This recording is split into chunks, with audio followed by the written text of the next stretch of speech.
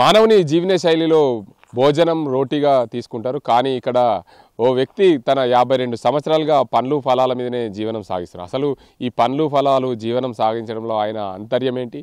అసలు మానవ శరీరం అంటేనే ఒక దేవునితో సమానంగా కొలుస్తుంటారు చాలామంది. అందులో భాగంగానే ఈయన అలాంటివి ఏమైనా చేస్తున్నారా? ఆ ఆచరణలో వెళ్తే అందులో భాగంగానే ఈ పండ్లు ఫలాలు తింటున్నారా? అసలు ఈ పండ్లు ఫలాలు తినడానికి గల కారణం ఏంటి? ఆయన జీవన విధానం ఎలా సాగింది? ఆయన రానున్న రోజుల్లో ఏం చేయాలనుకున్నాడు? ఎక్కడికి ఈ పండ్లు ఫలాలు తిని ఆయన ఏం చేస్తే బాగుంటుందని అనుకున్నాడు? సాత్విక ఆహారం తినడంలో ఆయన అంతర్యం ఏంటో ఆర్టీవీ ప్రత్యేక కథనంలో తెలుసుకుందాం.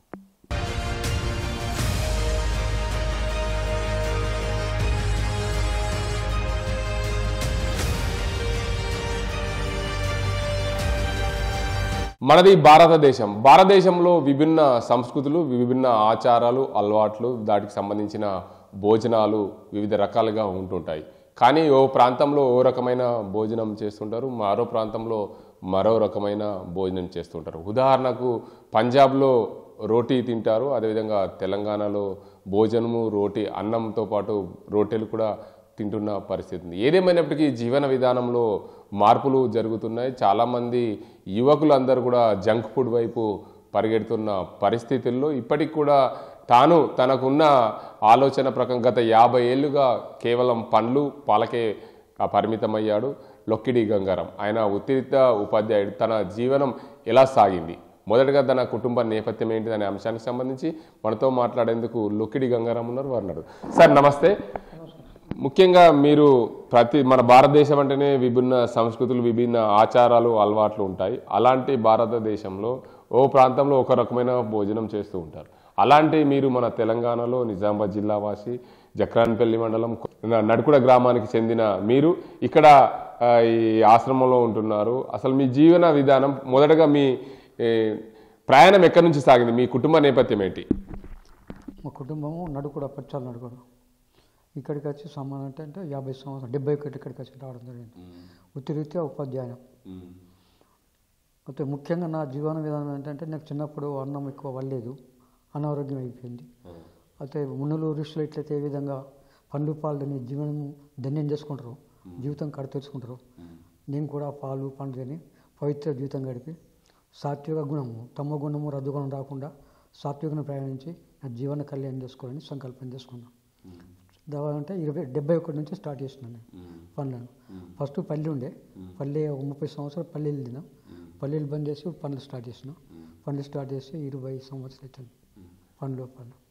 అంటే మీరు పనులు స్టార్ట్ చేయక ముందు మొదటగా మీరు చిన్నప్పటి నుంచి మీ అమ్మ నాన్నలు వాళ్ళు, మీ కుటుంబము, మీరు ఎంతమంది, అసలు ఏంది ఇది? మాకు ఒక అన్న ఉంటాడు, ఒక అక్క ఉంటుంది. మన నడుకుడ గ్రామం. ఓకే. ఎవరెవరు మీకు పిల్లలు ఉన్నారా? పిల్లలు లేరు. అంటే మీ పిల్లలు ఒక అబ్బాయి చనిపోయాడు. ఓకే.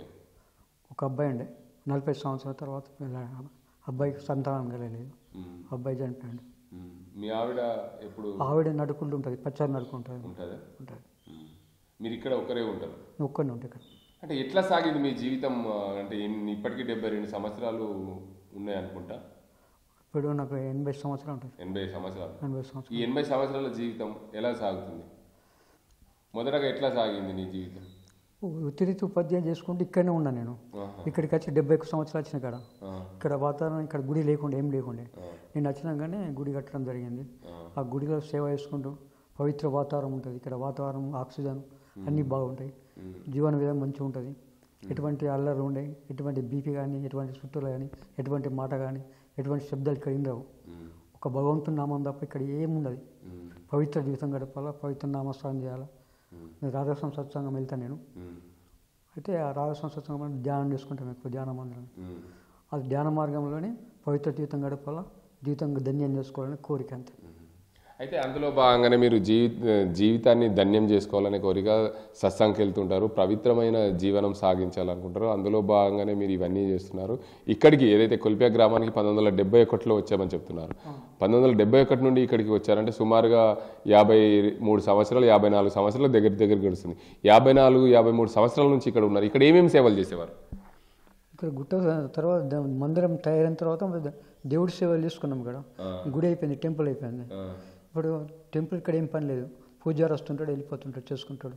ఇక్కడ నా జీవన విధానం అంటే పవిత్ర ధ్యాన మందిరం, ధ్యానం టైపు పవిత్ర వాతావరణం. ఎవరైనా వస్తే మంచిగా సత్సంగం చేయడం, మంచిగా మాట్లాడడం, మంచి జీవితం గడపడం, ధ్యానం చేసుకోవడం. అంటే మీరు పండ్లు ఫలాలకు అంటే మీరు మొదటగా 30 సంవత్సరాలు పల్లీలు తిన్నారు. పల్లీలు తిన్న తర్వాత ఈ పండ్లు ఫలాలు ఎందుకు తినాలనిపించింది? ఋషులు ముళ్ళు అయితే విధంగా పండ్లు తిని సాత్వికారం తయారు చేసుకొని ధ్యానంకు సాత్వికారం పండ్లే సహకరిస్తాయి. ఇక ఉడికిన ఆహారాలు కానీ నూనెలు కానీ పప్పులను సహకరించాయి. సాత్వికం రాదు, మంచి బుద్ధి రాదు, మంచి జ్ఞానం రాదు. ఈ మంచి ఆహారం రావాలంటే మంచి ఆహారమే కావాలి. మంచి ఆహారంతో మంచి బుద్ధి పుడుతుంది, మంచి జ్ఞానం వస్తుంది, ధ్యానం కూడా పుడుతుంది అని చెప్పి ఆలోచించిన మాట. అంటే ఇప్పుడు ప్రపంచమంతా కూడా ఉడికిన అన్నము, ఉడికిన కూరలు తింటూ అంటే మనుషులంతా చెడిపోతున్నారు. మనుషులే నా ఉద్దేశం కాదు, నా ఉద్దేశం ప్రకారంగా నేను ఎవరిని నేనేమనేది అంటే కామన్గా చాలామంది ప్రపంచమంతా కూడా అన్నము రొట్టెలు అటువైపు తింటున్నారు. చాలామంది మునులు ఋషులు పండ్లు ఫలాల వైపే వెళ్తుంటారు. ఎక్కడైనా సరే ముని అనేవాళ్ళు, ఋషి అనేవారు సాత్విక ఆహారం భోజనం చేయాలనుకుని ప్రజలకు మంచి జరగాలని కోరుకునే వాళ్ళలో అందరూ కూడా ఇటువైపు వెళ్తుంటారు. మీరు అటువైపు రావడానికి గల ప్రధాన కారణం ఏంటి? ప్రధాన కారణం అంటే నా జీవన కళ్యాణం చేసుకుంటాం అంతే. ముఖ్యం గమ్యం చేరుకోవాలంటే ఒక గమ్యం ఉంటుంది, మనకు లక్ష్యం ఉంటుంది. లక్ష్యం చేరుకోవాలంటే మంచి జ్ఞానం కావాలా, మంచి బుద్ధి కావాలా. మంచి బుద్ధి కావాలంటే మంచి ఆహారం తీసుకోవాలా. మంచి ఆహారం అంటే పండ్లు పాలు తప్ప ఇంకా వేరే ఆహారం కుదరదు. వేరే ఆహారం అంటే ఉప్పు కారం ఏం చేస్తాయంటే తమ గుణం కోతాయి. ఈ జ్ఞానం రాదు, ధ్యానం కుదరదు. ఆ ధ్యానం కుదరకపోతే మంచి ఆహారం కావాలంటే పండ్లు తప్ప వేరే ఆహారం కుదరదు. అటువంటి తింటేనే బాగుంటుందని నిర్ణయం చేసుకున్నమాట. అంటే మీరు ఇప్పుడు దాకా ఒక అన్నారు తమో గుణము సాత్విక ఆహారం అంటే ఇట్లా ఇవి ఎన్ని రకాలు ఉంటుంటాయి? 3 గుణాలు ఉంటాయి. ఏంటి? తమో గుణము, రజోగుణము, సత్వగుణం 3 గుణాలు ఉంటాయి. ఒక్కొక్క తమో గుణం గురించి ఏంటి, రజగుణం ఏంటి, సత్వగుణం? తమో గుణం అంటే తాగడము, తినడము, పండ్లు ఇవి కూర, ఉప్పు కారము నూనెలు ఉడకట్టడము, ఇవి తాగడము తినడం అటువంటి తమో గుణం అంటే. రజగుణం అంటే? రజోగుణం అంటే సిగరెట్లు, బీడీలు అంతా కూడా తాగడం ఉంటుంది. అందులో ఎక్కువ మంచి జ్ఞానం మంచి బుద్ధి పుట్టుంది. అందులో సాత్వికం కలిస్తే అన్ని రకాలుగా ఈ తమో గుణం రజోగుణం ఫస్ట్ బండి ఉంటుంది, first second gear, last gear అంటే ఫైనల్ గేర్లో మనం అంటే పయనించాలంటే ఒక లాస్ట్ భగవంతుని జ్ఞానం కావాలంటే సత్వగుణం అంటారు. సత్వగుణం కావాలంటే మంచి ఆహారం తీసుకోవాలంటారు. మంచి ఆహారం కావాలంటే ఈ ఉప్పు కారం నూనెలు ఉడకబెట్టినవి కుదిరాయి. ఇప్పుడు పక్షులు ఉంటాయి సామాన్యంగా, పొద్దున నుంచి సాయంత్రం దాకా అవి ఏం తినేవి. ఇంతవరకు జీవితంలో కూడా ఏ జంతువు కూడా ఉప్పు తినది. ఇంత ట్రై చేసినా కానీ ఉప్పు మాత్రం ఏ జంతువు కూడా ఇంతవరకు తినది. ఉప్పు తినే జంతువు అంటే మానవుడు ఒక్కడే. ఈ మానవుడు తయారీ ఇటన్ని రోగాలు తెచ్చుకునే కారణం ఉప్పే. ఉప్పు కారం తింటే మాత్రం కలిసి ఉప్పు బంద్ చేసినాం అనుకో ఈ దవాఖానలు వండుకుంటాయి. ఉప్పు చక్కెర 2 ఏ బీమారి కూడా రాదు. ఉప్పు తినకపోతే ఏ షుగర్ రాదు, బీపీ రాదు, ఏం కూడా రాదు. ఇప్పుడు నేను 50 సంవత్సరాలకి ఎటువంటి రోగం లేదు, నొప్పి లేదు. ఇప్పుడు నాకు జ్వరం వచ్చి 4 రోజులు ఉంది. ఇంతవరకు డాక్టర్కి వెళ్ళలేదు. నాకు ఇంజక్షన్ గోళ్ళు వాడేది. డాక్టర్కి నేను చెప్పగలుగుతాను, నాకేం డాక్టర్ చెప్పలేడు. నాకు చెక్ కూడా వేయలేడు. అంటే నాకు అంత ధైర్యం ఉంది, విశ్వాసం ఉంది, నా మీద నాకు ఆత్మవిశ్వాసం ఉంది. నాకు ఎటువంటి రోగం రాదని నమ్మకం ఉంది. నేను పవిత్ర ఆహారం తీసుకున్నాను కాబట్టి కడుపులో ఎటువంటి ఆటంకం ఉండదు, ఎటువంటి అనారోగ్యం రాదు. మంచి ఆహారంతో మంచి మన ఆరోగ్యం మన చేతిలో. ఎటువంటి ఆహారం తీసుకుంటే అటువంటి బీమా వస్తుంది, అటువంటి బుద్ధులు పుడతాయి, అటువంటి ఆరోగ్యం కలుగుతుంది. మంచి ఆరోగ్యం కావాలంటే మంచి ఆహారం తీసుకోవాలి. ఇప్పుడు సాత్విక ఆహారం తీసుకోవడం వల్ల మనము మంచిగా అంటే మన లోక కళ్యాణం ఏదైతే చేయాలనుకున్నా మన కళ్యాణం అర్థం మన సాత్విక ఆహారం తీసుకొని ఇటువైపు ప్రయాణం చేస్తున్నాం. సాధారణంగా ప్రజలందరికీ ఒక ఆలోచన ఉంటుంది, నేను నా కుటుంబము నా డబ్బు నా ఆస్తి అని. మీరు ఒక ఉద్యోగం చేశారు, ఆ ఆలోచనలు రాలేదా మీకు? మనకు చిన్నప్పటి నుంచి అంటే మా గురువులు కూడా టీచర్లు కూడా మంచి టీచర్లు, వివేకానంద రామకృష్ణ పరమ మంచి టీచర్లు, మంచి జ్ఞానం బోధించేవారు. మాకు ఎటువంటి గల్లీ టీచర్లు దొరకలేదు, ఎటువంటి కూడా ఇటువంటి ప్రపంచ బోధలు చెప్పలేదు. మంచి జ్ఞానం ఇచ్చారు, మంచి బోధ చెప్పారు. అటువంటి గుణాలు చిన్నప్పటి నుంచి మనకు అలవాడ్డాయి. Same Vivekananda type, Ramakrishna type మంచి ఆలోచనలు వచ్చినాయి. చిన్నప్పటి నుంచి మంచి జ్ఞానం కలగాల, మంచి బుద్ధి పుట్టాలా, మంచి జీవితం గడపాలా, 10 మంది బోధ చేయాలా, మంచి జ్ఞానం తయారు చేయాలా, నేను కూడా పవిత్రంగా తయారీ భగవంతుని చేరుకోవాలని ఒక దృఢమైన నిశ్చయం చేసుకున్నమాట. అందులో బాగానే మీరు ఉద్యోగం చేసినప్పుడు కూడా ఎప్పుడు కూడా డబ్బు సంపాదన అనే యావా ఎప్పుడు కూడా లేకుండే? డబ్బు సంపాదన అంటే మామూలు టీచర్గా ఉన్నప్పుడు సార్లు వస్తుంది. సార్లు వచ్చినా కానీ ఒకటే నిర్ణయం తీసుకున్నాం, రూపాయల చారం ఉంచుకొని బారన్నా దేవుడికి ఖర్చు పెట్టాలని నిర్ణయం తీసుకున్నాము. ఇప్పుడు రామకోటి కార్డ్స్ ప్రింట్ చేసుకుంటాం మేమే సొంత డబ్బుతోనే బండి ఉంటుంది, పెట్రోల్ వస్తుంటాము, బైక్ చేస్తుంటాము. ఒక 100 గ్రామాలు ఉంటాయి మాకు. ఒక్కొక్క గ్రామంకి ఒక్కొక్క ఇల్లు తయారు చేసుకుంటాం. ఆ ఇల్లు తరంగా ఊరికి ఒక సర్పంచ్ ఉండి ఇట్లా కాపాడుతాడు, ఒక భక్తుని తరంగా ఊరు బాగుపడాలని సంకల్పం చేసినాం. ఇప్పుడు ఈ 100 గ్రామాల్లో మీకు అంటూ ఒక భక్తుడు ఉన్నాడు. ఒక్క ఊరికి 100 గ్రామాలకు 100 భక్తులు ఉంటారు. 100 భక్తులు ఉంటారు. ఆ భక్తులు అంటే ఆ భక్తులు ఏం చేస్తారు ఇప్పుడు ఆ ఊర్లలో? ఊళ్ళో వాళ్ళు సామాన్యంగా వాళ్ళ పనులు వాళ్ళు చేసుకుంటారు. కామన్ ప్రజలని మార్పు కోసం సాత్విక ఆహారం వైపు తీసుకెళ్తారు. సాత్విక ఆహారం రాదు స్వామి, మామూలుగా మన లోకల్గా ఆహారం తీసుకుంటారు వాళ్ళు. మన నా లెక్క వాళ్ళు సాత్విక ఆహారం తారు, అందరు రారు కదా. ఎవరో నూటికో కూడా వస్తాడు స్వామి, వీళ్ళకి అందరికీ వచ్చే అవకాశం లేదు. పండ్లు తినాలా, పాలు తాగాల, మంచి జీవితం గడపాలా, మంచి ఆరోగ్యం పొందాలా, భగవంతుని చేరుకోవాలనే సంకల్పం ఏ ఒక్కడికి 100 కోటిగా వస్తుంది. 99 మంది మాత్రం నాస్తికులు ఉంటారు. నా భార్య, నా పిల్లలు, నా ఆస్తులు అంతే తప్ప నేను భగవంతుని చేరుకోవాలనే సంకల్పం రాదు 100కి. ప్రతి ఒక్కడికి జీవన విధానంలో జీవన శైలిలో అన్నీ ఉంటాయి, కానీ ప్రతి ఒక్క మనిషికి అయితే ఆలోచన భగవంతుని దగ్గరికి చేరుకోవాలన్న ఆలోచన వచ్చిన వాళ్ళే సాత్విక ఆహారం వైపు వెళ్తారా? పోతారంటే అందరు కాదు, కొంతమంది కావచ్చు, అందరికంటే చెప్పలేము. 100కి చాలామంది భగవంతుని చేరుకునే మార్గం చేరుకుని చాలామంది సాత్విక ఆహారం తీసుకుంటారు, మంచి ఆహారం తీసుకుంటారు, మంచి జ్ఞానం చేసుకుంటారు, మంచి ధ్యానం చేసుకుంటారు, మంచి భక్తి మార్గం ఉంటారు. అది 100 కోటికి అందరికి రాదు. ఈ భక్తి మార్గం కూడా అందరికి రాదు, ప్రయత్నం చేస్తారు కానీ రాదు. మీరు అంటే ఈ సాత్విక ఆహారం తీసుకోవడం మొదలు పెట్టినప్పటి నుంచి ఎన్ని రకాల పండ్లు తీసుకున్నారు? లోకల్ ఇప్పుడు మన అంటే ఇప్పుడు సీజనబుల్గా ఇప్పుడు మామిడి పండ్లు వస్తాయి, మామిడి పండ్లు దాని అంటే ఇప్పుడు ఎక్కువ అరటి పండ్లు సేపులు ఎక్కువ. ఇక లోకల్ ఎప్పుడంటే మనం సీజనబుల్ వచ్చినప్పుడు ఇప్పుడు మామిడి పండ్లు కానీ జామ పండ్లు కానీ సీజనబుల్ తీసుకుంటాం. తక్కువ ఇక ఎప్పుడైతే తీసుకుంటే అరటి పండు సేపలు ఎక్కువ తీసుకుంటాం. ఇక్కడికి మీకు ఎవరైనా భక్తులు మీకు తెచ్చి ఇచ్చేవాళ్ళు ఉంటారు? లేరు, మేమే తెచ్చుకుంటాం. ఇక్కడ అంగడి ఉంటుంది, కలుగుట అంగడి మంగళవారం ఉంటుంది, శనివారం జోరంపల్లి ఉంటుంది. మేము బైక్ మీద తెచ్చుకుంటాం. నాకు ఎటువంటి వాళ్ళు కూడా సహకరించారు, ఇంతవరకు ఎవరు ఇచ్చేయలే. ఎప్పుడైనా ఉంటే మా వాళ్ళు ఎవరైనా ఫ్రెండ్స్ అంటే ఇప్పుడు ఇక్కడ గుడికి వస్తూ ఉంటారు కదా, ఆ గుడికి వచ్చిన వాళ్ళు ఎవరైనా భక్తులు మీరు ఫ్రూట్స్ పండ్లు ఫలాలు తింటారని ఎప్పుడన్నా వాళ్ళు తీసుకురారు. తేరున్న దగ్గరికి వచ్చి కూడా వాళ్ళ గుడికి దండం పెడతారు, కొబ్బరికాయలు కొట్టుకుంటూ వెళ్ళిపోతారు. నా మార్గం ధ్యాన మార్గం, కొబ్బరికాయలు కొట్టుడు తలకాయ గుద్దుకుని నాకు అవసరం లేదు, రాలేదు. భగవంతుడు నా స్వయంగా నా కడుపులో ఉన్నాడు, అంతటా ఉన్నాడు అన్న నిర్ణయం తీసుకున్నమాట. అంతే ఇక్కడ నువ్వు రాళ్ళకు గుద్దుకుంటూ తలకాయ గుద్దుకుంటూ పని కూడా నాకు అంటే అంత రాజస్వామి ఉండే అంతకుముందు పోయినప్పుడు ఉండే, కానీ ఇప్పుడు సంపూర్ణంగా డివైడెడ్ మొత్తం. భగవంతుడు కడుపులో ఉన్నాడు, ఎక్కడ లేడు. ప్రతి మందిరం కూడా శరీరం కూడా భగవంతుని లేని. అంటే ఇప్పుడు మీరు పండ్లు ఉదయం సాయంత్రం మధ్యాహ్నం ఎప్పుడెప్పుడు ఎలాంటి పండ్లు తీసుకుంటారు? అరటి పండు తీసుకుంటాం సార్, పొద్దున సాయంత్రం. పొద్దున 6-6:30 ప్రాంతంలో అరటి పండు 1-2, సాయంత్రం 1. అంతేనా? అంతే. పాలు ఎప్పుడు తీసుకుంటారు? పాలు లేవు. పాలు లేదా? పాలు పెరుగు ఎప్పుడైనా మజ్జిగ కానీ పెరుగు కానీ తీసుకుంటాం. అది ఎప్పటికైనా ఒకసారి, రోజు కాదు. రోజు ఓన్లీ పండ్ల మీదనే, పండ్లు నీళ్లు తప్ప ఇంకేం తీసుకోవాలి? ఏం లేదు. ఒకటిసారి నేను కావాలంటే కూడా పరీక్ష చేసి ఇక్కడ దరిపల్లిలో ఒక గ్రామం ఉంటుంది, దరిపల్లి ఆశ్రమం ఉంటుంది ఇందులో కూడా. ఈసారి ఏంది ఎట్లా అని చెప్పి ఒక రూమ్ ఇచ్చారు నాకు. ఆ రూమ్లో వారం రోజులు ఇచ్చారు. పొద్దున అయితే సాయంత్రం 7 గంటలు, సాయంత్రం 7 దాకా ఉంచారు. ఒక నీళ్ళు తప్ప ఏం తీసుకోలేదు. ఇతను ఏం తీసుకుంటాడు చూద్దామని వారం రోజులు ట్రై చేశారు. అక్కడ ఏం కూడా జరగలేదు. ఇప్పటికీ అనుకుంటారు ఎన్నో రకాలు అంటారు. నా డబ్బు నా ఇష్టం తినాలంటే నాకు ఎన్నో రకాల మార్గాలు ఉన్నాయి, కానీ నాకు అవసరం లేదు. నాకు పడిన వస్తువు నాకేం అవసరం? ఊహిస్తారు. మనిషి అన్నం తిన ఎట్లా పోతాడు, ఎంత పోతాడు.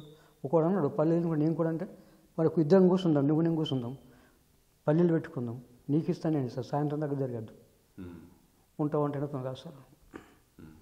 ఇది కాదు సార్, అందరితో కాదు సార్, ట్రై చేసినా కూడా కాదు, అందరితో రావు, ఈ అలవాటు రావు అందరితో. మన దేశ ప్రధాని నరేంద్ర మోడీ కూడా ఓన్లీ తేనె నీళ్ళు తాగుతూ జీవనం సాగిస్తున్నాడు. అది సాధ్యమేనా? సాధ్యమే సార్, సాధ్యం. కొందరు గాలి కూడా ఉంటారు సార్. గాలి ఒక పక్షి ఉంటుంది సార్, చాతక పక్షి. అది మెరుగునాడు వచ్చిన గాలి వాటర్ దొరుకుతుంది. మెరుగునాడు అయితే నీడ్చుక్కలు వస్తాయో ఆ నీడ్చుక్కలు వస్తాయి. ఆ నీడ్చుక్కలు దీన్ని బతుకుతాయి, కానీ ఇంకో వేరు మాత్రం ఉంటుంది. నదిలో పడిపోతుంది. కబీర్ దోసుకొస్తే నదిలో పోతుంటే తిరుగుతున్నది, కానీ కొట్టుకొని నీళ్ళ పడి చచ్చింది. కానీ నీళ్ళు మాత్రం గంగా నీళ్ళు ముట్టలేదు. చాతక పక్షి ఒక మెరుగునాడు వచ్చిన వాటర్ చుక్కలే, ఒక 5 చుక్కలు 2 చుక్కలు బతుతాయి. సంవత్సరం కోసం 2 చుక్కలు బతున్నాయంటే ఎంత గ్రేట్ అర్థం చేసుకో. అది ఇవ్వటం తరంగా ఒక పక్షికి ఎంత సాధ్యమైంది, మరి మానవుడికి ఎందుకు సాధ్యం కాదు? చివరిగా మానవులకు ఏం సందేశం ఇస్తారు? అంటే ఒక పండ్లు ఫలాలు తినడం వల్ల జీవనం పూర్తిగా సాత్విక ఆహారం వైపు వెళ్తుంది. మానవులకు మీరు ఇచ్చే సందేశం మంచిగా ఉండాలి. అంటే ఆ సందేశం వల్ల ప్రతి ఒక్కరు కూడా మానవ జీవితంలో తప్పుల వైపు వెళ్లకుండా సాత్విక ఆహారం వెళ్తూ తన జీవన విధానంలో శైలిలో మార్పు రావాలనే విధంగా మీరేం సందేశిస్తారు? ఒక్కడే సమయం లాస్ట్ 84 జీవరాశులు ఉంటాయి మొత్తం టోటల్గా అంటే ఒక 30 లక్షలు ఇవి చెట్లు ఉంటాయి, 20 లక్షలు జంతువులు ఉంటాయి, 14 లక్షలు పక్షులు ఉంటాయి, నీళ్ళలో 9 లక్షలు ఉంటాయి, మానవ జాతి లాస్ట్ 4 లక్షలు అవి మానవులు, దేవతలు, గంధర్వులు అని 4 లక్షలు. టోటల్గా 84 జీవరాశులు లాస్ట్ అండ్ ఫైనల్గా మానవ జన్మ. భగవంతుని చేరుకోవాలంటే మానవ జన్మ. ఇది పోగొట్టుకున్నాం అనుకో మళ్ళీ 84 జీవరాశులు తిప్పాల్సింది. ఇటువంటి లెక్క చేసి డైమ్స్ ఒక మానవుడికి ఇచ్చిండు. దీన్ని మాత్రం ఉపయోగం చేసుకుని మానవ దూరం ఎవరైనా సరే ఒకటేసారి మానవ జీవితం ఒక్కసారైనా కాదు, వాడి పుణ్యం బట్టి వాడి కథను బట్టి ఉంటుంది. మానవ జన్మ ఎన్నిసార్లు రావచ్చు దానికి 84 జీవరాశులు ఉంటుంది. అలా వీడి పుణ్యం పడినప్పుడు బ్యాలెన్స్ ప్రకారం ఇస్తారు. వాటి దానికి ఉంటుంది కర్మ ఉంటుంది, కర్మ సిద్ధాంతం ఉంటుంది, దాన్ని బట్టి ఇవ్వాల్సి వస్తుంది. ఇప్పుడు లాస్ట్ అండ్ ఫైనల్ ఇక్కడ ఉంటుంది. అది అక్కడ తర్వాత ఎప్పుడో ఒకసారి వస్తుంది, అన్నిసార్లు ఇయ్యారు. సాధారణంగా తలరాత రాసింది ఉన్నాడు, ఆ తలరాత నిజంగానే తలరాత కంపల్సరీ ఉంటుంది, జరుగుతుంది. అది తప్పనిసరి ఎవ్వరికి తప్పది. బ్రహ్మదేవుడు రాసిన పుట్టినప్పుడు రాస్తాడు, అది ఎవ్వరికి కూడా తప్పదు. అంటే సాధారణంగా కొంతమంది వాడు చేతులారా చేసుకున్నాడు, తలరాత ఏం లేదు అంటే చేతులారా కాదు సార్, చేతులారా అంటారు. మనం అనుకున్నట్టు కూడా జరిగాయి. మనం ఏమో చేస్తాం అనుకుంటాం, అవి కూడా జరిగాయి. అట్లా జరగాలంటే చాలా ఉన్నాయి. ఇట్లా భగవంతుడు ఏ నిర్ణయం చేసుకుంటాడో, ఉన్నాడు ఒక ఓనర్ ఉంటాడు, ఆ ఓనర్ ఏది ఇష్టపడతాడో ఏం చేయాలని అది చేస్తాడు. అతని సంకల్పం తప్ప మనం ఎవ్వరికి కూడా ఎవరేం చేయలేడు. ఓనర్లు తప్ప ఏం చేయలేదు. ఎవ్వరేం తలక్షతులు అతని దగ్గర ఉన్నాయి, మన దగ్గర లేదు. బ్యాలెన్స్ అతని దగ్గర ఉంది. మనం ఎన్ని రకాలుగా ఆలోచించినా మన సంకల్పం నెరవేరే. ఎంత నష్టం చేయాలా, ఏమో చేయాలనుకుంటాం, అవన్నీ కుదరదు. ఓనర్ ఇష్టం అది. ఓనర్ ఏమన్నా నీ కడుపులో ఉంటాడు, బయట లేడు. నువ్వు వేలేస్తూ ఆలోచిస్తూ ఏది నిర్ణయిస్తుంటో ఆ నిర్ణయం చేరుతూ ఉంటాయి. అతని నిర్ణయం నడుస్తుంది, మన నిర్ణయం వింటాడు, మన నిర్ణయం వింటాడు, అతని నిర్ణయం మళ్ళీ కలుపుతాడు, అతని ఇష్ట ప్రకారం దొరుకుతుంది, మన ఇష్ట ప్రకారం దొరకదు. 84,000 కోట్ల జీవరాశులు, 84 లక్షలు లాస్ట్ అండ్ ఫైనల్ మానవ జన్మ కడ చేర్చుకోవాలా, భగవంతుని చేరుకోవాలంటే ఇది ఒక్కటి తప్ప వేరే మార్గం లేదు. దేవతలు కూడా రావాల్సిందే. మనం భగవంతుని చేరుకోవాలంటే మానవ జన్మ తీసుకోవాలా, తపస్సు చేయాలా, భక్తి చేయాలా. వీళ్ళందరూ పిచ్చోడు కదా సార్, హిమాలయ పర్వతం ఎక్కి కూర్చున్నారు వాళ్ళు పిచ్చోడు కాడు. ఇలా భార్య పిల్లలకు దూరమైండు, పిచ్చోడు కాడు. భార్య పిల్లలు ఉంటే కూడా కాదు, నా భార్య ఉండాలా, పిల్లలు ఉండాలి, అంతా ఎంజాయ్ చేయాలా, అది కాదు. మానవ జన్మతి సంసారం చేయాలి, అన్నీ చేయాలని కాదు. అంటే ఇవన్నీ డిస్టర్బ్ అవుతాయి. అది 100 కోటికి అవకాశం ఎందుకు ఇస్తాడు? పిచ్చోడు కాదు భగవంతుడు కూడా. ఆడు గుట్టలు ఎందుకు ఉండాలా మరి? ఆడు కూడా సంసారం చేసు కదమ్మా. ఋషులు కూడా సంసారించుకున్నది లేదు కదా. కానీ అది 100 కోటికి వస్తుంది జన్మ. ఇది లాస్ట్ ఫైనల్ కాబట్టి అర్థం చేసుకుంటాడు, అర్థం జీవన విధానం ప్రయత్నం చేస్తారు అంతే. మొత్తంగా చూడొచ్చు, ఒక మానవ జన్మ అయితే దేవుని దగ్గరికి వెళ్ళేందుకు అక్కడ ఉన్న అన్ని దారులకు సంబంధించి తన సాత్విక ఆహారం తీసుకోవడం వల్లనే మానవ జన్మ వల్ల సాధ్యమవుతుంది. మనకు ఒక దేవుడు, ఒక ఓనర్ ఉంటాడు. ఆ ఓనర్ దగ్గరనే మన కష్టాలు, సుఖాలు, ఫలితాలు, నష్టాలు అన్నీ కూడా ఆయన దగ్గర ఉంటాయి. కర్మఫలం అని అంటుంటాం. ఆ కర్మఫలం ఖచ్చితంగా అక్కడ లెక్కించబడుతుంది. అందులో బాగానే భగవంతుడు పుట్టినప్పుడు రాసిన జన్మ ఉంటుంది, తలరాత. ఆ తలరాతనే మనిషికి జీవన విధానంలో చివరి వరకు అది ఉంటుంది. చాలామంది తన చేతులారా చేసుకున్నాడని మనుషుల్ని ఒకరి మీద ఒకరు ఎత్తిపోసుకుంటారు. కానీ ఎప్పుడు కూడా చేతులారా చేసుకోవడానికి ఏముండదు. దేవుడు నడిపించినట్లు ఒక ఓనర్ ఉంటాడు, ఆ ఓనర్ నడిపించినట్లు ప్రతి మానవుడు నడవాల్సిందే. ప్రపంచంలో 84 లక్షల జీవరాశులు ఉంటాయి మానవునితో సహా. ఆ 84 లక్షల జీవరాశుల్లో మానవుడు ఒకడు. చివరిగా ఎత్తేది మానవ జన్మ. మానవ జన్మ ఎత్తిన వ్యక్తి సంపూర్ణంగా దేవుని దగ్గరికి వెళ్ళాలంటే ప్రతి ఒక్కరూ ఆ దేవుడి సృష్టిలో, దేవుని ఆచరణలో అడుగులో నడిచినప్పుడే ఆ దేవుని దగ్గరికి వెళ్తాం. మన బాడీ అంతా కూడా, మన దేహం అంతా కూడా దేవమయం. దేవుడు మన దేహంలోనే ఉన్నాడని చెప్తున్నాడు లొక్కిడి గంగారాం. ఏదేమైనప్పటికీ తను 52 సంవత్సరాలుగా ఇక్కడనే ఉన్నాను. ఇక్కడ నాకు 52 సంవత్సరాల నుంచి కూడా కేవలం పండ్లు, ఫలాలు తినడమే అలవాటు. ఎప్పుడో ఒకసారి పెరుగు, మజ్జిగ తాగుతాను. మొత్తంగా పండ్లు, ఫలాలు తింటూ జీవనం సాగిస్తున్నాను. నా చిన్ననాటి జీవనంలో కూడా నాకు ఆహారం తిన్నప్పుడు జీర్ణం కాలేదు. అప్పుడు నాకు అనారోగ్య సమస్యలు వచ్చాయి. నేను 30 సంవత్సరాలుగా కేవలం పల్లీలు తిని జీవించాను, బతికాను. ఆ ఉద్యోగరీత్యా కూడా వచ్చిన డబ్బులు 20% నా దగ్గర ఉంచుకొని మిగతా అంతా కూడా దేవునికి, దైవాలకు, దీనికి అన్నింటి కూడా ఖర్చు చేస్తుంటాను. నాకు ఇక్కడ మాది స్వస్థలం ఏదైతే వేల్పూర్ మండలం నడుకుడ గ్రామం, అక్కడ నుండి నేను జక్రానిపల్లి మండలం కొల్ప్యాక్ గ్రామానికి 1971లో వచ్చాను. ఇక్కడ నేను వచ్చినప్పుడు చిన్నగా ఆశ్రమం ఉండి ఇక్కడే గుడి నిర్మాణం జరిగింది. ఆ గుడి నిర్మాణం జరిగినప్పుడు నేను ఇక్కడే గుడికి సేవలు చేసుకుంటూ ఉంటూ ధ్యాన మందిరంకి వెళ్తూ నా జీవనం అయితే పూర్తి చేస్తున్నాను. నా జీవనం, నా దేహం అంతా కూడా దేవుని దగ్గరికి వెళ్ళే విధంగా నేను పండ్లు ఫలాలు తీసుకుంటాను. సాత్విక ఆహారం తీసుకోవడం వల్ల ఏదైతే నా జీవనం ధన్యమవుతుందని చెప్తున్నారు లొక్కిడి గంగారాం. ఇది ఇక్కడ పరిస్థితి. కెమెరా నాజీంతో గంగారెడ్డి, RTV నిజామాబాద్. మరిన్ని వీడియోస్ కోసం ఛానల్ ని సబ్స్క్రైబ్ చేయండి. లేటెస్ట్ అప్డేట్స్ కోసం వాట్సాప్ ఛానల్ ని ఫాలో అవ్వండి. ఆ లింక్ డిస్క్రిప్షన్ లో ఉంది.